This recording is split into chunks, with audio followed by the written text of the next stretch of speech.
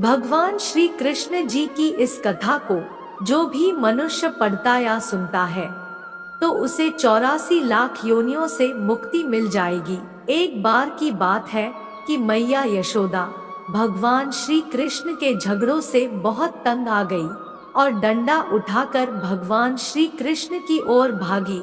जब भगवान श्री कृष्ण ने मैया को इतने गुस्से में देखा तो वह अपना बचाव करने के लिए वहां से दौड़ने लगे। दौड़ते दौड़ते भगवान श्री कृष्ण एक कुम्हार के पास पहुंच गए। कुम्हार तो अपने मिट्टी के बर्तन बनाने में लगा हुआ था, लेकिन जब कुम्हार ने भगवान श्री कृष्ण को वहां देखा तो वह बहुत खुश हुआ। कुम्हार मानता था कि श्री कृष्ण साक्षात परमेश्वर है।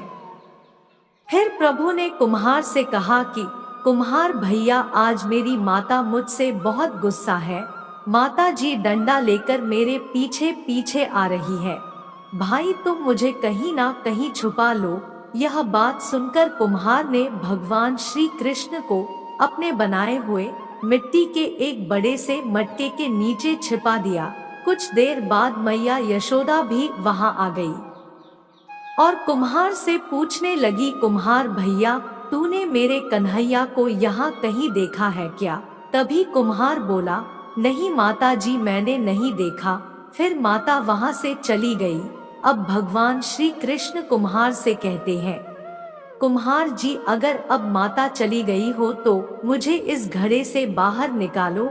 कुम्हार बोला, ऐसे नहीं प्रभु, पहले आपको मुझे 84 लाख योनियों के बंधन से मुक्त करने का वचन देना पड़ेगा।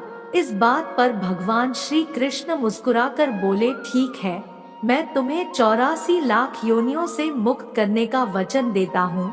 अब तो मुझे बाहर निकाल दोगे? इस पर कुम्हार बोला, मुझे अकेले नहीं, भगवान मेरे परिवार के सभी लोगों को भी मुक्त करना पड़ेगा, तभी आपको मैं इस घड़े से बाहर निकाल पाऊंगा। तभी भगवान जी कहते हैं, चलो ठीक है, उन सभी को भी मैं 84 लाख योनियों के बंधन से मुक्त होने का मैं वचन देता हूँ। अब तो मुझे घड़े से बाहर निकाल दो। अब कुम्हार कहता है, हे प्रभु जी, बस एक विनती और सुन लो। इस पर भगवान बोले, वो भी बता दो, क्या चाहते हो?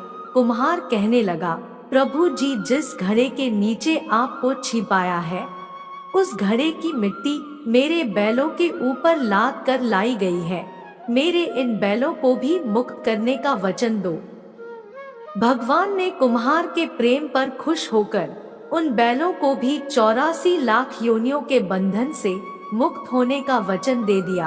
अब फिर से भगवान बोले, अब तो तुम्हारी सब इच्छा पूरी हो गई है। तब कुम्हार कहता है, एक अंतिम इच्छा और है, उसे भी पूरा कर दीजिए, और वो ये है, जो भी व्यक्ति हम दोनों के बीच की इस बात को सुनेगा उसे भी आप 84 लाख योनियों के बंधन से मुक्त करोगे। बस यह वचन दे दो तो मैं आपको इस घड़े से बाहर निकाल दूंगा।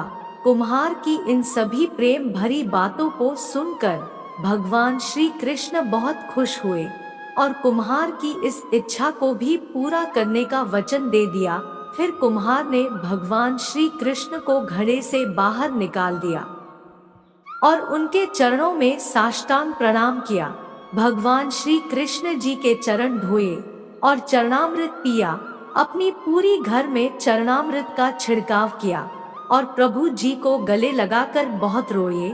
जरा सोच करके देखिए, जो बाल श्री कृष्ण 7 कोस लंबे चौड़े गोवर्धन पर्वत को अपनी इकनी अंगुली पर उठा सकते हैं, तो क्या वो एक घड़ा नहीं उठा सकते थे? लेकिन बिना प्रेम रीझे नहीं नटवर नंद किशोर। कोई कितने भी यज्ञ करे, अनुष्ठान करे, कितना भी दान करे, चाहे कितनी भी भक्ति करे, लेकिन जब तक मन में प्राणी मात्र के लिए प्रेम नहीं होगा, प्रभु श्री कृष्ण मिल नहीं सकते। जय श्री कृष्ण, जय श्री राधे राधे।